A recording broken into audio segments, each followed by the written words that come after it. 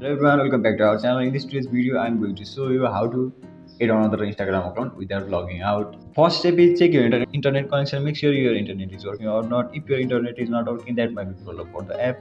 Turn off your Wi-Fi for few seconds, then log in, or use the switch to mobile data. If that is not working, turn on airplane mode for few seconds, then off again. And the second step is open the Instagram app on your phone. If you are not installing the app, go to your Google Play Store or App Store, install the app, and then open the Instagram app on your phone. Then the next step is tap your profile icon in the top bottom right corner. Now tap your username at the top of the screen. A small menu will appear.